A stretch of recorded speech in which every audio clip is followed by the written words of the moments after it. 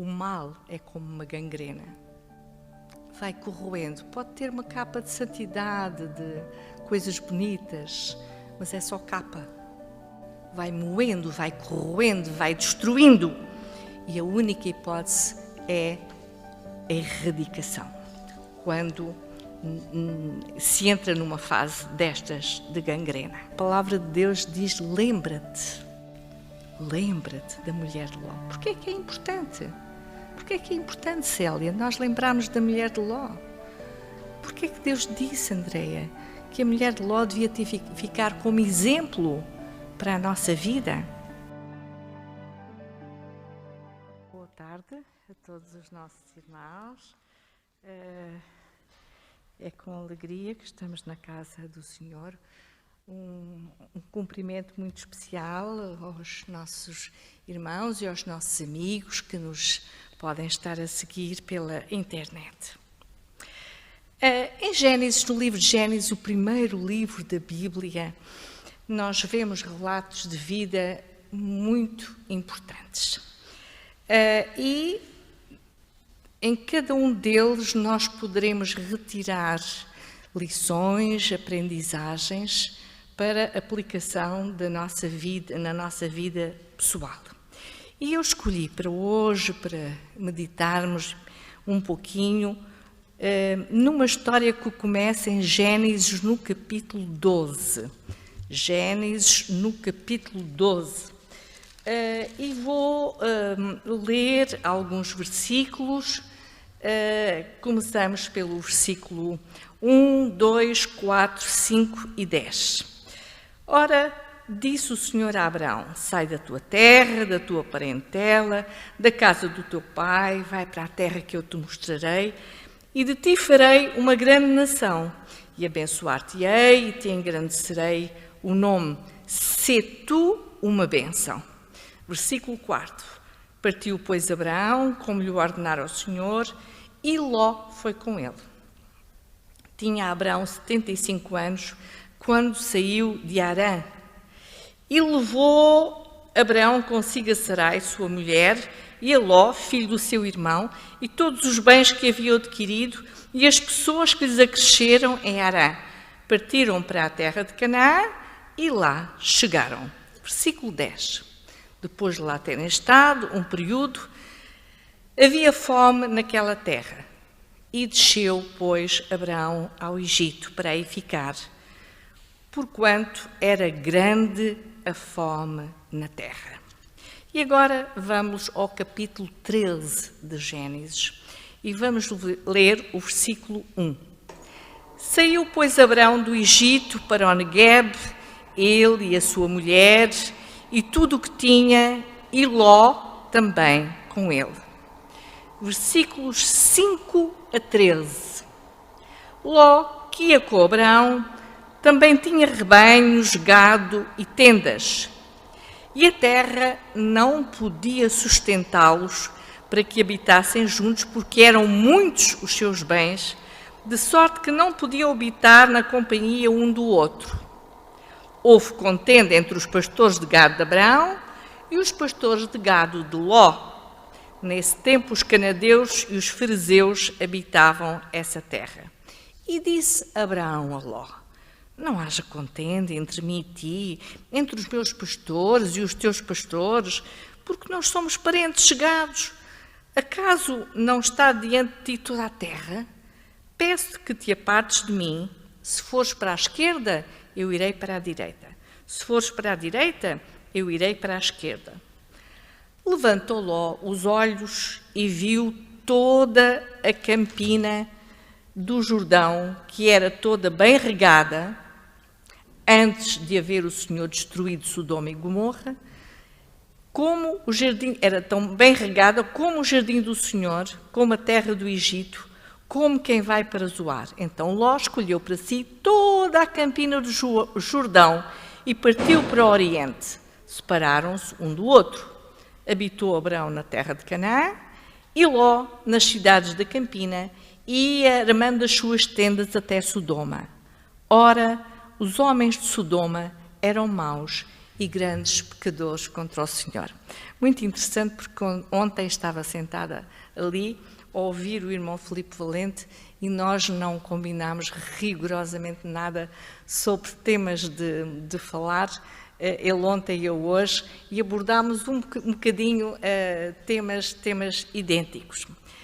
Ellen White, uma escritora cristã adventista do sétimo dia, norte-americana, particularmente para os nossos amigos que nos podem seguir, num livro chamado Patriarcas e Profetas, diz o seguinte: como a mais bela cidade do Jordão achava-se Sodoma, situada numa planície que era como um jardim. Era extremamente fértil e bela. Havia vegetação abundante, havia a palmeira, a oliveira, a videira, e flores derramavam o seu perfume todo o ano. Ricas colheitas revestiam os campos e rebanhos de gado cobriam as colinas circunvizinhas. A arte e o comércio contribuíam para enriquecer a orgulhosa cidade da planície. Os tesouros do Oriente adornavam os seus palácios, as caravanas do deserto traziam os seus abastecimentos de coisas preciosas para suprir os mercados. Havia pouca preocupação, trabalho, toda a necessidade da vida podia ser suprida e o ano inteiro havia festas. A profusão que reinava por toda a parte deu origem ao luxo, ao orgulho, à ociosidade e a maior maldição, que é a maior maldição que pode recair sobre o homem. Portanto, uma zona rica, uma zona bela, uma zona cheia de tudo aquilo que as pessoas necessitavam, não havia de que se queixarem. Mas se nós vamos a Ezequiel, ao livro de Ezequiel, e se formos ao capítulo 16, Ezequiel, no capítulo 16, nos versículos 49 e 50, Ezequiel 16, 49 a 50, eu vou lá chegar, estou quase a chegar. Nós podemos ler 49 e 50. Eis que esta foi o problema de Sodoma: soberba, fartura de pão, próspera tranquilidade, nunca amparou o pobre e o necessitado. Foram arrogantes, fizeram abominações diante de mim, pelo que, em vendo isto, as removi dali. Ricos, enriquecidos, nada lhes faltava, tinham tudo e pouco se interessavam por aqueles que tinham alguma necessidade. O nosso Deus é um Deus maravilhoso. Nós, como cristãos, que procuramos no dia a dia segui-lo e conhecê-lo, compreendemos que Ele criou homens e mulheres para serem felizes logo aqui nesta terra e eternamente. Satanás, o nosso inimigo, trouxe a dissensão, trouxe o pecado, trouxe a desordem, trouxe sofrimento e trouxe a morte. Bom, quantas vezes, meus queridos, nós nos apercebemos que deixamos determinados sentimentos ruminarem na nossa mente, depois transformarem-se em ações, e ações não adequadas, ações destrutivas para com aqueles que estão ao nosso redor. A Bíblia fala muitas histórias, e dentre essas histórias eu escolhi esta, que começou os primórdios em Gênesis capítulo 2, mas que depois vai avançar para os capítulos 18 e 19 de Gênesis. E esta história tem a ver particularmente com a experiência passada por uma senhora, cujo nome nós não conhecemos, mas que, sendo casada com Ló, é a Dona Ló. portanto, esposa do nosso amigo Ló. E se nós lermos no capítulo 19, nos versículos 15 a 26, Gênesis capítulo 19, versículos 15 a 26, nós vemos que vem relatado a história que se passou naquela cidade, que era uma cidade bela, maravilhosa, em que as pessoas tinham pouco que se preocupar com a sua manutenção, nada lhes faltava, tinham muito tempo para congeminar coisas menos boas. E diz que no versículo 15, ao amanhecer, apertaram os anjos com Ló. Apareceram anjos naquela cidade, foram ter com Ló, e dizendo, levanta-te, olha, toma a tua mulher, as tuas 2 filhas solteiras que viviam com eles, e vamos sair para que tu não morras no castigo que esta cidade vai sofrer. O que é certo é que houve ali resistência, reparem. Como, porém, ele se demorasse, pegaram-no os anjos, os tais homens, pela mão, a ele e a sua mulher e às suas 2 filhas, sendo-lhe o Senhor misericordioso, e o tiraram e o puseram fora da cidade. Havendo-os levado fora, disse um, livra-te, salva a tua vida, não olhes para trás, não pares em toda a campina, foge para o monte, para que não pereças. Respondeu-lhes Ló, assim não, Senhor meu.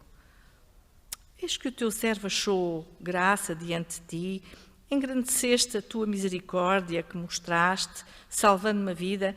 Não posso escapar no monte. Receio que o mal me apanhe ali e eu morra.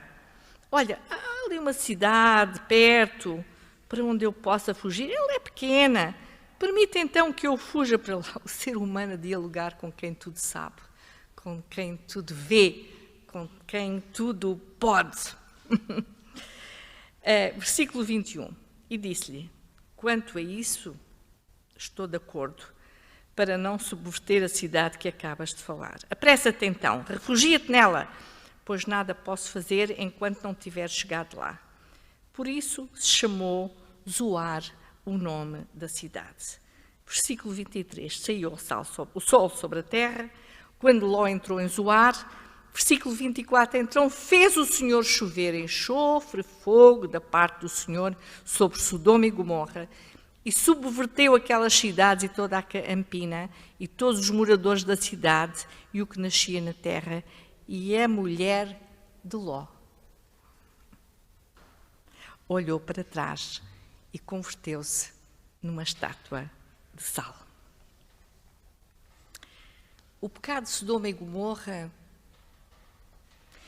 tinha ido tão longe, que a recusa consciente, determinada em fazer o bem, só teve uma solução, a destruição.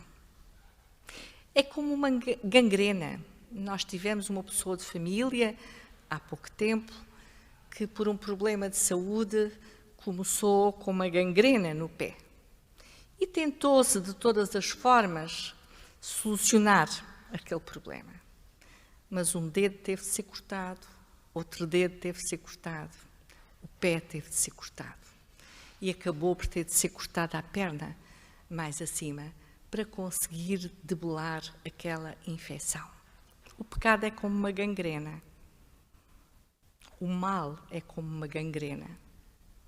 Vai corroendo. Pode ter uma capa de santidade, de coisas bonitas, mas é só capa. Vai moendo, vai corroendo, vai destruindo. E a única hipótese é a erradicação. Quando se entra numa fase destas de gangrena. E quando Deus disse a Abraão, porque Abraão era amigo de Deus, Deus era amigo de Abraão, como é amigo de todos, mas Abraão tinha um relacionamento muito próximo com Deus. E quando Deus contou a Abraão os seus planos, Abraão ficou aflito, tinha lá a família, tinha lá o Ló e a sua família. E houve toda aquela intercessão por Ló e a sua família, e Deus entendeu na sua sabedoria que deveria poupar a Ló. E foi tudo isto que nós acabámos de ler. Anjos foram enviados, fez-se toda aquela intercessão mesmo assim houve ali aquela discussão, para ali não, se calhar é melhor para ali, por favor, ali é uma cidadezinha jeitosa, ficamos ali. E Deus, na sua bondade, na sua misericórdia, disse-lhe que sim, mas chamou-lhe a atenção. Mamaiara, lembra-se o que é que ele disse? Queres ir? Mas vai depressa, escapa-te, vai, mas vai rápido, porque a destruição virá aí. No entanto, apesar de todo aquele esforço dos anjos em chamar a atenção do que iria acontecer, a mulher do Ló olhou para trás. E é muito interessante que a palavra de Deus diz: lembra-te da mulher de Ló. Porquê é que é importante? Porquê é que é importante, Célia, nós lembrarmos da mulher de Ló? Porquê é que Deus disse, Andreia, que a mulher de Ló devia ficar como exemplo para a nossa vida? A mulher de Ló foi realmente um exemplo típico da misericórdia de Deus, mas também um exemplo típico de como, quando nós não aceitamos a misericórdia de Deus, sofremos as consequências de forma evidente. Mais cedo ou mais tarde, sofremos essas consequências. Provavelmente o coração da senhora Ló estava em Sodoma. Ela tinha lá deixado filhas, genros, tinha lá deixado a sua casa, os seus bens materiais. O seu coração estava lá. E ela não conseguiu libertar-se das suas emoções. Por outro lado, ela estava curiosa. Provavelmente ela queria ver se realmente e como é que as coisas se iam passar. Isto ouvir dizer que e ver é diferente. Ela queria ver aquilo que se ia passar. Por outro lado, ela até provavelmente punha em dúvida: será que Deus vai mesmo destruir esta cidade fantástica e maravilhosa, cheia de coisas boas? Será possível? Ela duvidou, ela teve falta de fé, ela pôs em causa aquilo que Deus tinha dito e que os anjos tinham tão bem instruído. Por outro lado, Ellen White chama a atenção de outra situação. Ellen White diz o seguinte, no livro também Patriarcas e Profetas, na página 160. Se Ló não houvesse hesitado em obedecer à advertência do anjo, mas antes tivesse ansiosamente fugido para as montanhas, sem uma palavra de insistência ou súplica, a sua esposa teria também podido escapar. A influência do exemplo do seu marido tê-la-ia salvo do pecado que selou a sua morte. A importância imensa das influências familiares que nós exercemos uns sobre os outros. Cada um de nós vai responder perante o Senhor. Ninguém responde pelo outro, mas de qualquer forma nós influenciamos-nos positivamente ou negativamente uns aos outros.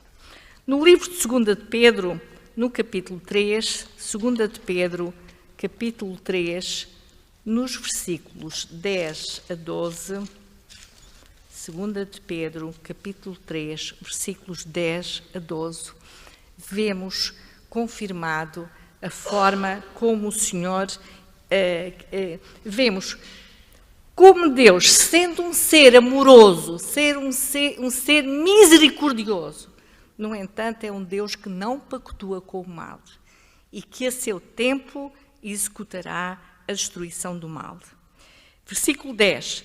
Virá, entretanto, como ladrão o dia do Senhor, no qual os céus passarão com estrepitoso estrondo, os elementos se desfarão abrasados, também a terra e as obras que nela existem serão atingidas. Versículo 11. Visto que todas essas coisas hão de ser assim desfeitas, deveis ser tais como os que vivem em santo procedimento e piedade. Versículo 12.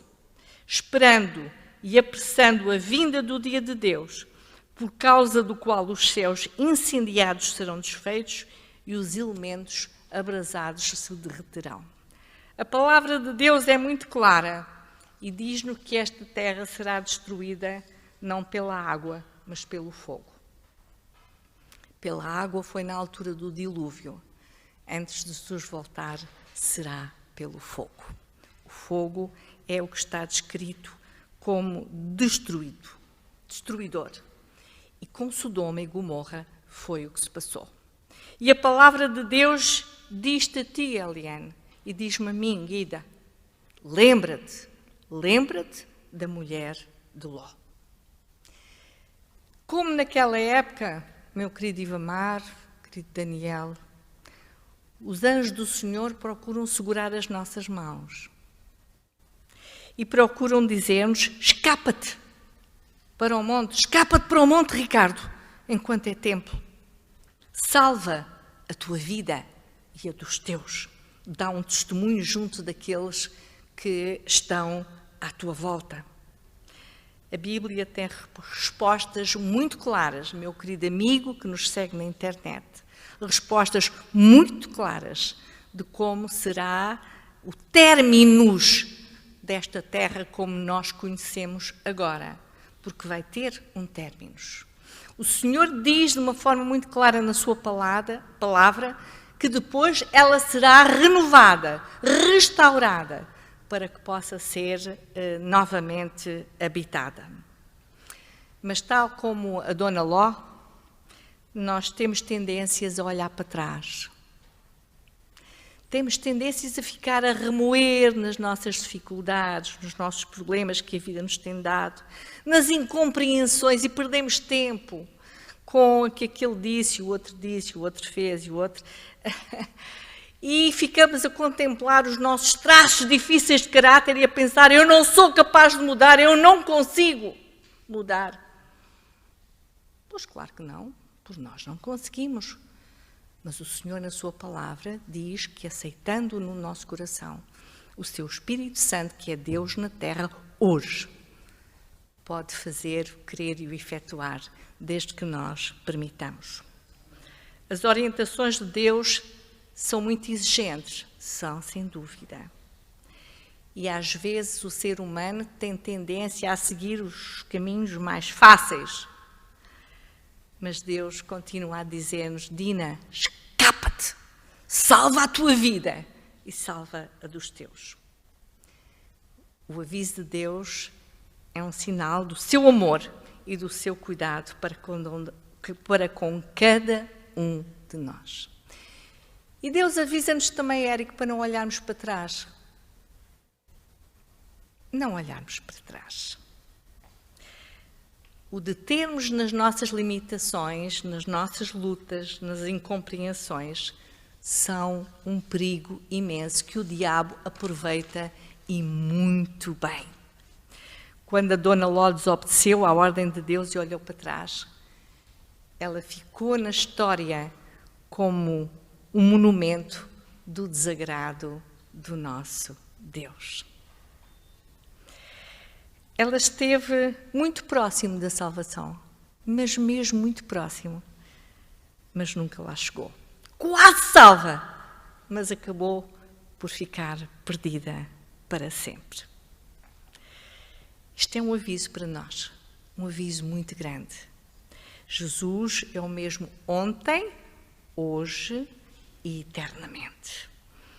E se nós desobedecemos às suas orientações, sofremos as consequências naturais da nossa própria escolha. Em 1 Coríntios, no capítulo 10, no versículo 6, 1 Coríntios, vamos ler, capítulo 10, no versículo 6, nós podemos ler. Ora, estas coisas, como a situação também da senhora Ló, se tornaram exemplos para nós, a fim de que não cobicemos as coisas más, como eles cobiçaram, como a Dona Ló ficou agarrada às coisas más. Eu li a semana passada uma parábola muito interessante. E essa parábola contava a história de 3 ervilhas. 3 ervilhas que viviam dentro de uma vagem. Elas olhavam umas para as outras e para as paredes da sua casa, as paredes da vagem, e chegaram à conclusão fantástica de que o mundo era todo verde. O mundo era todo verde.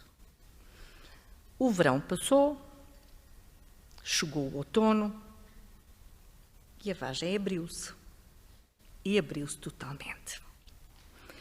E para a sua admiração, o mundo não era todo verde.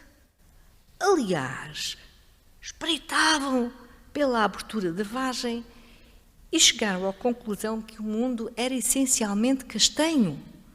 Muitas tonalidades, vários tons de castanho. Havia alguns verdes, mas até era diferente daquele verde que estava por dentro na sua vagem. Em pânico, completamente em pânico, uma das ervilhas segurou nas bordas da vagem, tentou puxá-las e fechá-las, uni-las outra vez, que era para continuar a viver ali naquele mundo todo verdinho. Mas não conseguiu. A segunda ervilha saiu da vagem e tornou-se tão castanha quanto conseguiu, para que ninguém desse conta, porque ela era diferente do meio ambiente que a rodeava. A terceira ervilha olhou para as paredes da vagem, para o mundo castanho e verde lá fora e decidiu que o seu mundo particular era num tom verde, exatamente aquilo de que o mundo necessitava lá fora. Ela tinha de dizer ao mundo lá fora que o verde era a cor mais adequada e a melhor cor para se poder viver. É uma parábola, só uma parábola. É uma parábola que, como todas as parábolas, através de uma história, nos leva a pensar e a meditar. Olhar para trás é destrutivo, muito destrutivo. É morte. O princípio que é de vida para cada um de nós é nunca olhar para trás. Lembra-te da mulher de Ló, anda sempre para a frente e para cima. É esse o caminho que nos é aconselhado. Se a dona Ló não tivesse desobedecido, ela teria sido salva. A obediência a Deus é vida, é o supremo teste da fé e tal relação nunca deve ser rompida. Ellen White diz: a lei de Deus não é uma mó no nosso pescoço, mas uma pedra que pavimenta o caminho rumo à felicidade genuína e duradoura. As orientações de Deus para a nossa vida nunca são com a intenção de nos machucar, de nos subjugar, mas com a intenção de nos dar pistas de como é bom viver com Deus ao nosso lado. No livro de Salmos, no capítulo 119, Salmos, no capítulo 119, no versículo 165, nós podemos ler: grande paz têm os que amam a tua lei e para eles não há tropeço. Grande paz. É importante estar então atentos, seguir as indicações de quem sabe muito mais do que nós, o nosso Deus que nos criou, que nos mantém e que nos salvou. Qual teria sido o final de cerca de 400 pessoas que estavam ontem naquele avião, onde foi detectado algo que não estaria adequado para que a viagem se fizesse em segurança. Se os pilotos não estivessem atentos, não tivessem percebido que alguma coisa não estava correta e tivessem seguido aquilo que lhes vinha na cabeça e não as orientações que estavam a ser evidentes, o que poderia ter acontecido? Felizmente, obedeceram, seguiram as instruções e as diretrizes e não houve perdas de vidas. Num mundo complexo como aquele em que nós vivemos, sábio será ter a vontade de ouvir as palavras de Deus, concedendo-lhe toda a nossa atenção. O que quer que Deus diga, nós deveríamos ter total confiança nele. O que quer que Deus nos peça, deveríamos estar prontos a fazer. O que quer que Deus goste, nós deveríamos fazer. Onde quer que Ele nos mande, nós deveríamos ir. Em 1 de Samuel, no capítulo 15, no versículo 22, 1 de Samuel, no capítulo 15, no versículo 22, numa história interessantíssima da palavra do Senhor, nós podemos ler. Porém, Samuel disse: tem porventura o Senhor tanto prazer em holocaustos e sacrifícios, quanto em que se obedeça à sua palavra? Eis que o obedecer é melhor do que o sacrificar. É muito mais fácil fazer sacrifícios. Obedecer é mais difícil. Mas aquilo que o Senhor nos pede é que obedeçamos. Ellen White, a tal escritora cristã adventista do sétimo dia de quem vos falei, escreveu o seguinte no livro Lições Objetivas de Cristo: bênçãos para esta vida e para a próxima são possíveis pela obediência e deste modo podemos sempre avançar para a frente e para cima. Quando nós vemos as imagens de guerra que nos rodeiam, quando nós lemos a frieza dos números dos mortos todos os dias, das pessoas que morrem cada dia da semana, percebemos um bocadinho melhor como esta vida é tão frágil. Tão frágil.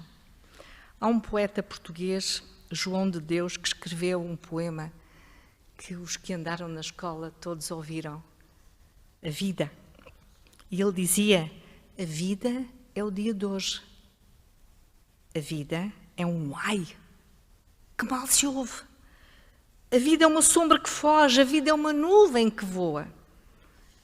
A vida é um sonho tão leve que se desfaz como a neve e como o fumo se esvai. A vida dura um momento. Mais leve que o pensamento, a vida leva ao vento. A vida é folha que cai. A vida é flor na corrente. A vida é sopro suave, a vida é estrela cadente. Voa mais leve que a ave. Nuvem que o vento nos ares, onda que o vento nos mares, uma após outra lançou. A vida, pena caída, da asa da ave querida, ferida, de vale em vale impelida, a vida, o vento a levou. Nós pensamos muitas vezes na nossa vida que somos eternos e não somos. Aqui, por enquanto, não somos. A vida é algo de muito, muito, muito, muito frágil, muito débil. Ellen White escreveu: nós somos nada, mas Cristo é tudo. Nós podemos unir a nossa ignorância à sua de Deus, sabedoria. A nossa fraqueza à sua, de Deus, à sua força. As nossas imperfeições aos seus de Deus, seus méritos. A nossa fragilidade ao seu de Deus, ao seu incrível poder. Meus queridos irmãos, meus queridos amigos, as nossas escolhas têm um papel muito importante na nossa vida aqui, mas mais ainda do que diz respeito ao nosso futuro. Tomemos, pois, a decisão de avançar. Avançar para a frente e para cima, na direção de Cristo. E se formos tentados a fazer, a desobedecer, a olhar para trás, a ficarmos distraídos com coisas que nos são muito gratas às nossas emoções, lembremos-nos da mulher de Ló, lembremos-nos das consequências da sua escolha, consequências eternas. Paulo, um grande homem de Deus, escreveu no livro de Filipenses, no capítulo 3, vamos a Filipenses, ao capítulo 3, versículos 13 e 14, e Paulo diz: Irmãos, quanto a mim não julgo havê-lo alcançado, mas uma coisa eu faço, esquecendo-me das coisas que para trás ficam e avançando para as que estão diante de mim, prossigo para o alvo, para o prémio da soberana vocação de Deus em Cristo Jesus, o nosso Senhor. Paulo tinha um objetivo, tinha um alvo, e Paulo utilizou cada músculo, cada nervo para atingir esse alvo. E esse alvo era o céu. Cada dia é um dia de escolhas. Cada dia é um dia de escolhas, é uma oportunidade. Decidamos, pois, pela vida, certos do amor de Deus, que se materializa em todo o seu cuidado aqui, cada dia, na certeza de que um dia poderemos viver num mundo renovado, quando Jesus voltar. Maranata, Cristo vem.